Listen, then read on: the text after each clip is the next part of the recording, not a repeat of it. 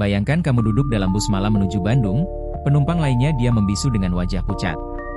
Ada bau anyir yang menusuk, dan ketika kau coba merekam suasana, video memperlihatkan kamu sendirian. Satu-satunya penumpang. Halo teman-teman penikmat kisah misteri. Selamat datang kembali di channel Bunga Malam, tempat kamu menyelami kisah nyata dan horor yang bikin bulu kuduk berdiri. Sebelum lanjut ke cerita, jangan lupa tekan tombol subscribe, nyalakan loncengnya, dan bantu share kalau kamu suka cerita-cerita seperti ini. Karena malam ini, kita akan naik bus. Tapi hati-hati, jangan sembarang pilih tempat duduk. Namaku Hendra, umurku 28 tahun, dan aku tinggal di Bandung. Aku seorang desainer lepas, tapi kadang dapat proyek dari Jakarta atau Bekasi. Hari itu aku baru selesai dari sebuah proyek di Harapan Indah, Bekasi. Rapat dengan klien molor hingga hampir pukul 9 malam. Klienku, Bu Sinta, sempat menyarankan agar aku menginap di apartemen saja dulu, tapi aku ngotot ingin langsung pulang ke Bandung. Aku kangen rumah, kangen udara dingin, dan jujur saja, aku merasa capek banget menghadapi orang-orang Jakarta yang selalu terburu-buru. Karena sudah terlalu malam, aku cari alternatif transportasi lewat aplikasi pencarian travel. Di antara pilihan yang muncul, ada satu yang paling cepat berangkat, Bus Damar Jaya, keberangkatan pukul 22 WIB dari Terminal Bekasi Barat. Aku sempat ragu karena namanya asing, dan reviewnya tidak banyak. Tapi harga tiketnya murah, hanya Rp45.000 dan estimasi sampai subuh. Kayaknya oke, pikirku, tanpa pikir panjang aku langsung pesan. Jam setengah 10 aku sudah sampai di lokasi. Terminalnya tidak terlalu besar, hanya bangunan tua dengan beberapa kursi besi berderit. Lampunya remang-remang, dan hanya ada 2 atau 3 orang di sana. Aku mencari petugas atau konter tiket, tapi malah disambut sopir bus yang berdiri di dekat pintu belakang kendaraan. Mau ke Bandung? Tanyanya singkat. Aku mengangguk. Masuk aja, udah bisa duduk. Busnya tampak biasa saja. Dari luar warnanya putih agak pudar dengan garis biru tua di bodinya. Tulisan, Damar Jaya, terpampang besar di bagian depan atas kaca. Fontnya kuno seperti gaya bus tahun 90-an. Langkahku sempat terhenti sejenak.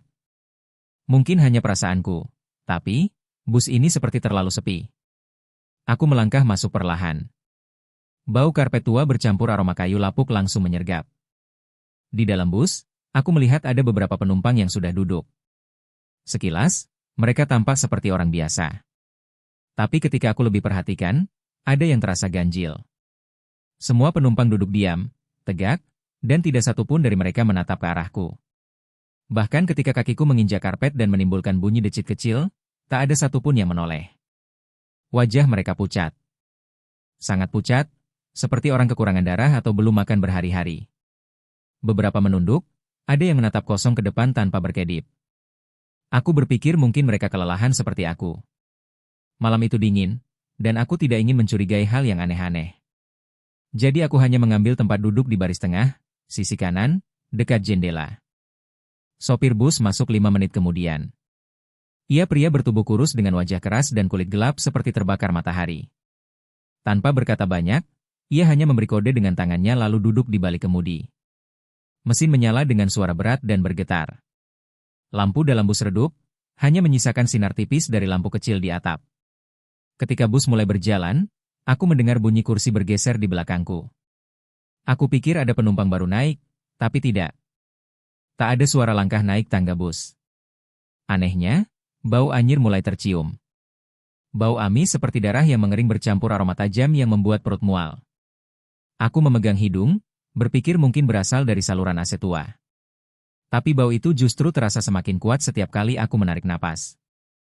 Aku coba mengalihkan pikiran. Kutarik ponsel dari tas dan membuka Instagram. Tapi sinyal hilang total. Tidak ada jaringan, padahal aku tahu jalur ini masih dekat kota. Aku coba buka WhatsApp, juga tidak bisa.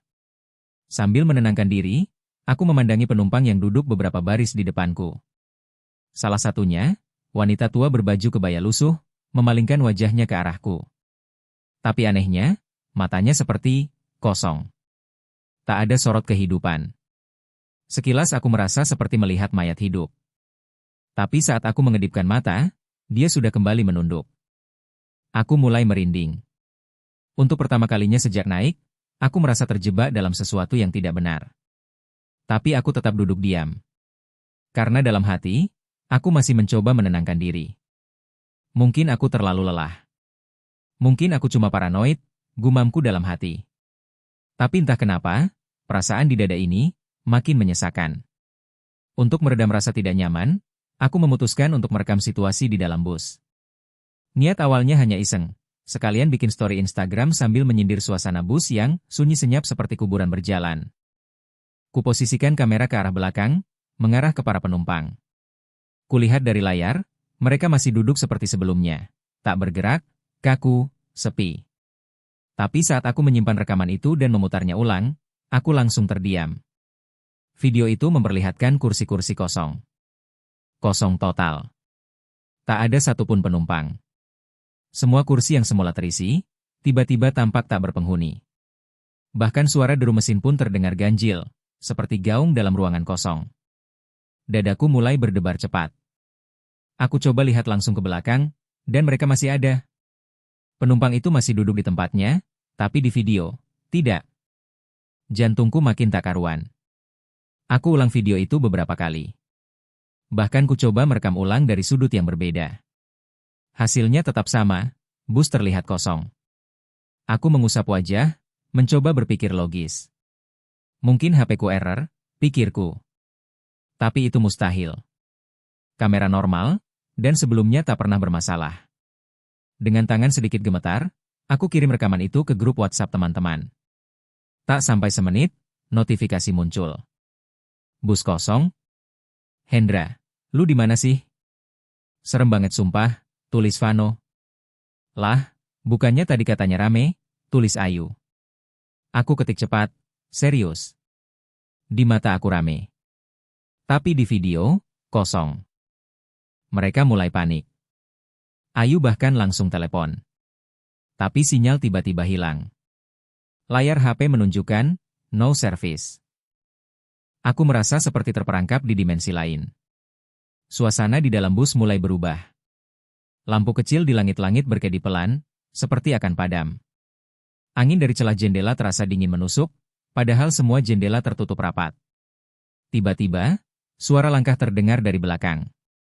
Langkah pelan, berat, menyeret. Aku menoleh. Seorang pria berjaket gelap terlihat berjalan ke arahku dengan langkah menyeret kaki. Tapi anehnya, ia seperti melayang beberapa senti dari lantai. Aku membeku. Mataku tak berkedip. Tapi ketika sosok itu sampai di dekatku, ia menghilang begitu saja. Tidak kabur, tidak duduk, hilang. Seperti asap yang terserap udara. Keringat dingin membasahi punggungku. Aku berdiri dan berteriak, "Halo! Ada orang?" Tapi tidak ada yang merespons. Penumpang lain tetap diam. Tidak satupun menoleh. Seolah aku tidak ada. Aku memaksa diriku untuk berjalan ke depan, ingin berbicara dengan sopir. Setiap langkah rasanya berat, seperti tubuhku tertahan oleh udara yang sangat padat. Saat aku sampai di dekat sopir, aku berkata dengan napas memburu, "Pak, ini kenapa ya? Kenapa di video busnya kosong?" Sopir itu diam saja. Lalu dengan perlahan menoleh ke arahku. Dan saat wajahnya menghadap penuh, aku merasa seperti dicekik oleh rasa takut yang tidak bisa dijelaskan. Matanya, kosong. Sepasang lubang hitam yang dalam tanpa bola mata. Bibirnya bergerak pelan dan ia berkata dengan suara datar, "Kamu tidak seharusnya ikut." Wajahnya kemudian memudar, kulitnya berubah transparan. Aku mundur terhuyung. Kurasakan dunia mulai berputar.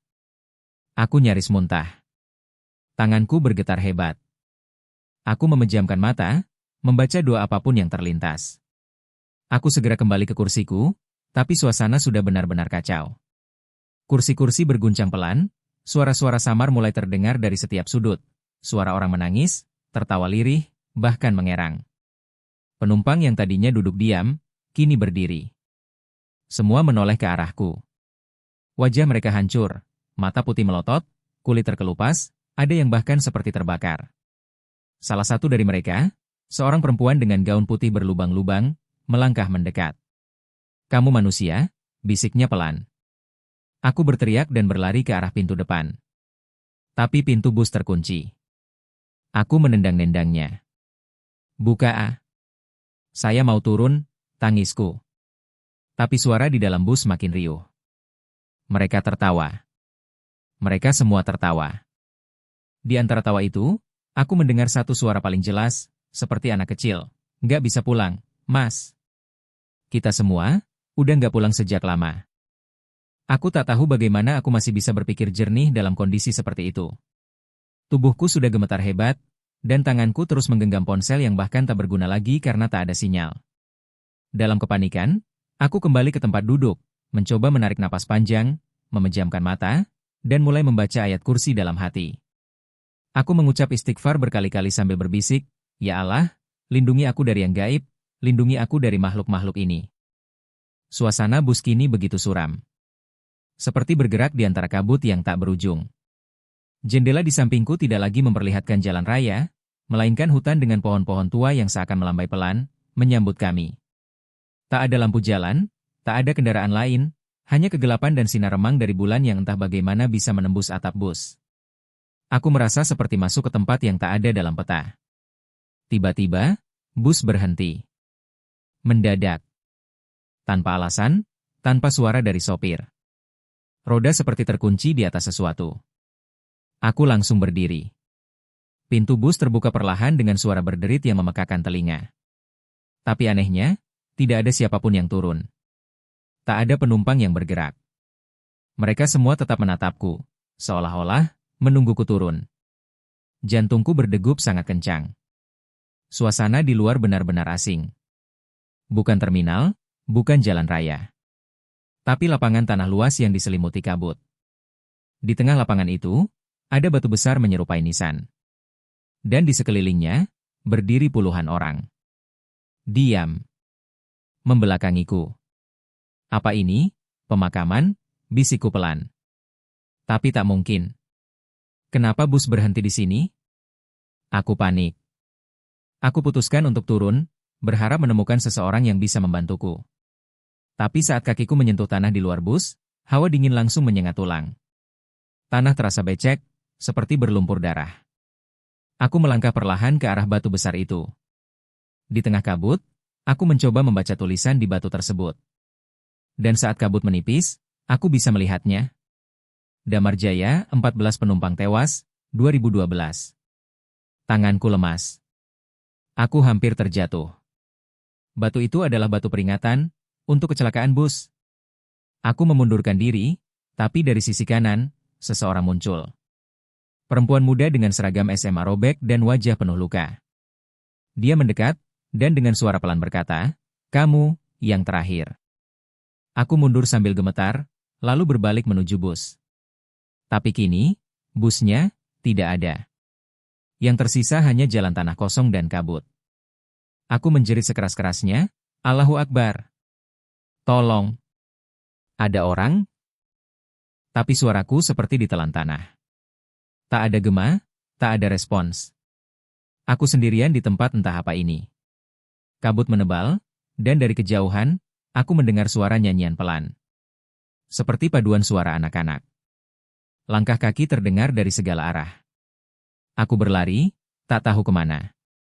Aku hanya ingin pergi dari tempat itu.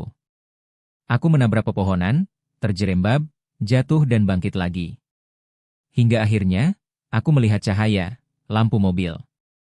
Dengan sisa tenaga, aku berlari ke arah cahaya itu, melambai-lambai histeris.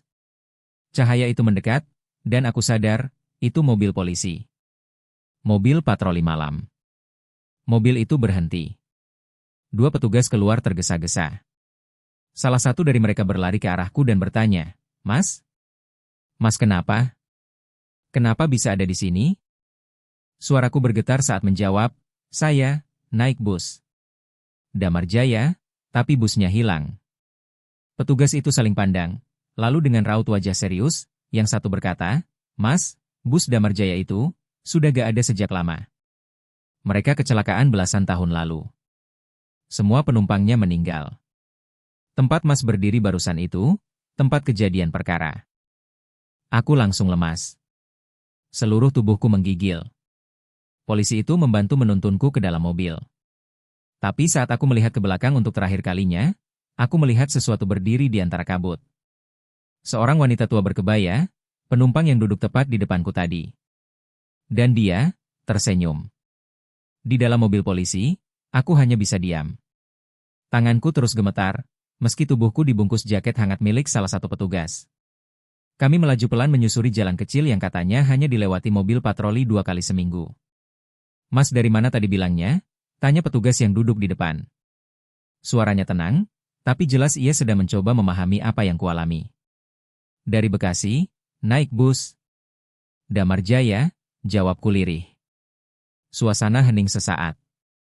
Kemudian, petugas yang mengemudi menghela napas. "Mas, bus itu udah gak beroperasi sejak 2012. Kecelakaan malam-malam, penumpangnya semuanya tewas. Termasuk sopirnya." Aku menelan ludah. Rasanya ada yang menekan dadaku. Tapi saya lihat busnya. Saya naik, bahkan sempat duduk di dalamnya, jawabku terbata. Polisi itu menoleh singkat. Tatapannya tidak mengejek. Justru penuh hibah. Kami sampai di pos jaga kecil sekitar pukul 4 pagi. Di sana, aku diberi teh hangat dan selimut.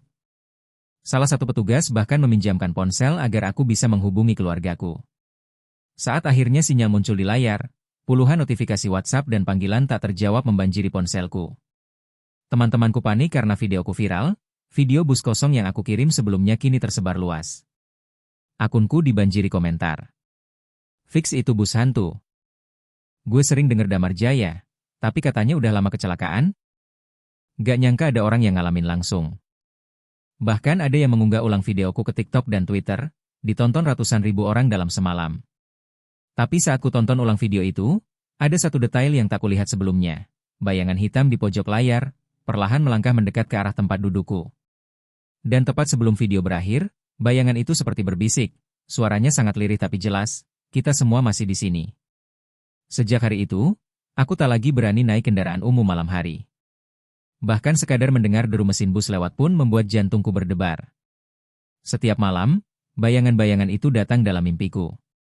Duduk diam seperti dalam bus, menatapku, memanggilku.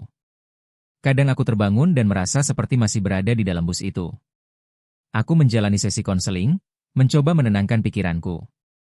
Tapi tak mudah. Kejadian itu begitu nyata.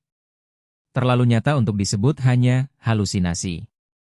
Bahkan aku sempat datang ke keluarga korban kecelakaan Damar Jaya setelah membaca berita-berita lama. Salah satu ibu korban berkata kepadaku, "Terima kasih, Nak. Mungkin anak saya menitipkan sesuatu ke kamu." Aku hanya bisa menangis. Aku tak tahu apa maksudnya. Tapi aku tahu, aku tidak dipilih secara acak. Beberapa orang bilang aku beruntung karena selamat. Tapi bagiku, itu bukan sekadar keberuntungan. Itu peringatan. Dan mungkin juga panggilan. Karena sejak kejadian itu, aku merasa ada sesuatu yang tertinggal padaku. Sesuatu dari dunia yang tidak kasat mata. Kadang, saat malam sepi dan kota tertidur, aku bisa mencium aroma anyir itu lagi. Bau dalam bus. Dan pernah suatu malam, saat aku pulang larut dari studio, aku mendengar suara rem bus berhenti, tepat di depan gang rumahku. Saat kulihat dari jendela, ada bus putih kebiruan berdiri diam. Tanpa pengemudi. Tanpa penumpang. Aku memejamkan mata dan menolak melihat lebih jauh. Tapi aku tahu, mereka masih mengikutiku. Mungkin bukan tubuhku yang mereka incar. Tapi kenangan. Atau, tempat yang seharusnya belum kosong. Kini, setiap aku melihat bus dengan lampu redup melaju di malam hari, aku selalu berkata dalam hati, "Tolong, jangan naik sembarang bus malam." Karena bisa saja, itu bukan bus biasa. Bisa jadi itu Damar Jaya. Atau bus-bus lain yang tidak pernah benar-benar berhenti beroperasi, meski dunia sudah menganggap mereka hilang. Satu hal yang tidak bisa kulupakan sampai hari ini, saat terakhir aku menoleh ke kursi belakang sebelum bus menghilang, aku melihat seluruh penumpang berdiri dan menatapku. Di antara mereka, ada satu kursi kosong, tempat dudukku. Seakan mengatakan, kursi itu masih milik mereka. Dan aku hanya sempat menumpang sebentar. Jadi, kalau kamu naik bus malam dan merasa sepi, coba rekam sebentar. Siapa tahu, kamu juga satu-satunya penumpang manusia.